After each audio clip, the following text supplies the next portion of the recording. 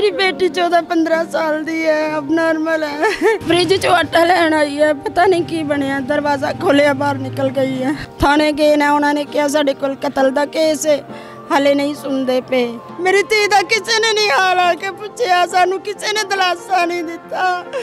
मेरी धी कोई लभ के लिया दे, पुलिस ते सानू उम्मीद ही कोई नहीं है। किसी ने नहीं आके इन्हां दी धी लभ दईए। मेरा मल्ला मेरे नाल दौड़दा पिया। अस्सलाम वालेकुम नाज़रीन, आज हम मौजूद हैं शदरे के इलाके मुगलिया पार्क में, जहाँ पे 2 दिन पहले एक जवान लड़की बाहर जाती है और फिर वो वापस नहीं आती।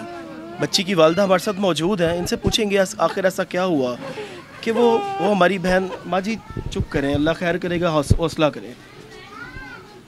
मतलब दसो कि कदों बच्ची बाहर गई सी, की लैन बाहर गई सी? मेरी बेटी 14-15 साल दी है, अब नॉर्मल है, ना ज्यादा नहीं बेहोश है, ते किसी वेले ओदा दिमाग कम नहीं भी करता। कुछ नहीं किया, सुबह उठे हैं, नमाज पढ़ी है, उन्होंने नमाज आती भी नहीं, लेकिन साढ़े मगर रल के पढ़ती है। उठी है, बर्तन धोन लग पई है। मैं क्या अनमोल पापा ने कहा ना तो बर्तन ठहर के धो ली, कहती नहीं। फ्रिज चो आटा लैन आई है, पता नहीं की बनया, दरवाजा खोलिया बाहर निकल गई है। 8-7:30 का टाइम सी सुबह दे। सानू पता लगा है जिस वेले सारे जी अल्लाह पाक ने पता नहीं की किया, सुहा दिते। मुड़ के मेरी धी का पता नहीं लगा, उठे हाँ उस वेले अफरा तफरी पै गई है। थाने गए ना, उन्होंने कहा साडे कोल कतल दा केस है, हाले नहीं सुनते पे। फिर दोबारा वकील है इन्हां दा दोस्त उहदे नाल गए ने, उन्हें FIR दर्ज करवाई है। की कहंदे ने दरखास्त, हाले तक साढ़े तक कोई पुलिस वाला नहीं आया। ਤੁਹਾਡੇ ਕੋਲ ਆ ਕੇ ਕੋਈ ਇਨਵੈਸਟੀਗੇਸ਼ਨ नहीं की, कोई साढ़े दरवाजे तक कोई नहीं आया। मेरी धी दा किसी ने नहीं हाल आके पूछया, सानू किसी ने दिलासा नहीं दिता। हुण अज बुला के उन्होंने कहा दिन्ने आ तुहानू कापी FIR दी, वो भी पता नहीं अजे तक नहीं मिली। साडा कोई कितनी उम्र है किसी बच्ची की? 14-15 साल। पहले भी कदी इस तरह जाती सी ते कोई मसला हुंदा? कदी घरों बाहर नहीं निकली, सारा महला इस गल दा गवाया, मेरा महला मेरे नाल है। कदी बच्ची इत्थों तक नहीं आई।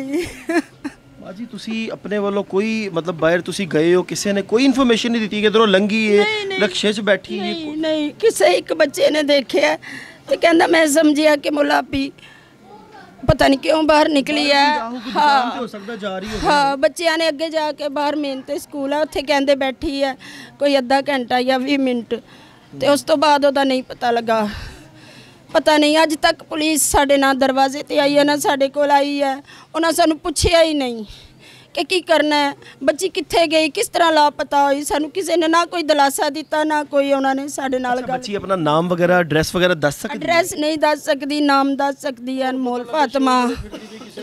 हुण पता लग्या कि शेखपुरे बाईपास ते 2-2:30 बजे फिरदी पई सी।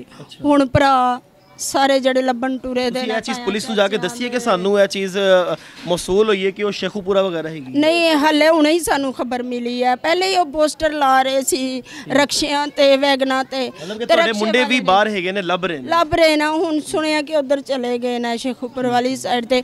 पुलिस ने साडी कोई इमदाद नहीं की। पुलिस वाले कोई ना शेखुपुरा गए ने ना तुहाडे कोल? नहीं, साडे तक है महल्ले च माचिस फैक्ट्री दे पुलिस स्टेशन च असीं टाउन थाना लगदा। हाँ जी, साडे इत्थों तक नहीं आए, चंद कदम का फासला है, साढ़े तक वो नहीं आया, हुण तक भी नहीं आए। तो मेहरबानी है मेरी धी कोई लभ के लिया दे, पुलिस ते सानू उम्मीद ही कोई नहीं है। अल्लाह पाक ही मदद करे। मेरी धी तीसरा दिन ख़त्म हो गया। मेरी धी तीसरा दिन ख़त्म हो गया, रात ना हुण बाहर रवे।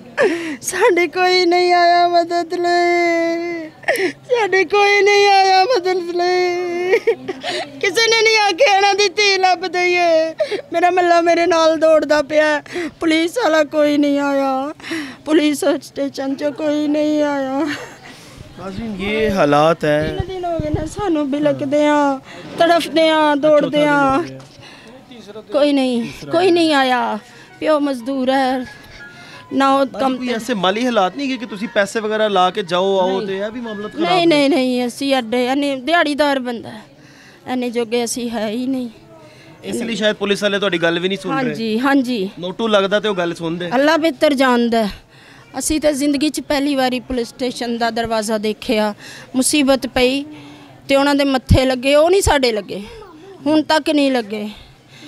ਹੁਣ तक नहीं हो साढ़े मत्थे लगे। नाज़रीन, ये हालात हैं। ये मेरे साथ गल माँ मौजूद हैं। WhatsApp ਤੇ ਸਾਰੇ ਆ ਤੁਸੀਂ ਆਪਣੇ ਵੱਲੋਂ ਆ ਸਾਰਾ ਗਈ ਕਰਵਾ ਹੈ, ਦਿੱਤਾ। Facebook ਤੇ ਆ ਗਈ ਹੈ, ਲੇਕਿਨ ਉਹਨਾਂ ਨੇ ਨਹੀਂ ਸਾਡੇ ਨਾਲ ਹੁਣ ਤੱਕ ਆ ਕੇ ਤਾਵਨ ਕੀਤਾ ਕਿ ਕੋਈ ਕੱਡਾ ਕਾਂਸਟੇਬਲ ਪਾਕਿस्तान इंशाल्लाह ਤੁਹਾਡੇ ਨਾਲ ਹੈ ਤੇ ਸਭ ਤੋਂ ਵੱਡੀ ਗੱਲ ਹੈ ਕਿ ਅੱਲਾਹ ਤੁਹਾਡੇ ਨਾਲ ਹੈ। बस अल्लाह नाल नाज़रीन, ये हालात हैं, गली मोहल्ला नाल है। ये हालात हैं कि 3 दिन हो गए हैं, वो जवान बच्ची, वो भी कौम की बहन है, कौम की बेटी है, वो बाहर निकली है, वापस नहीं आई।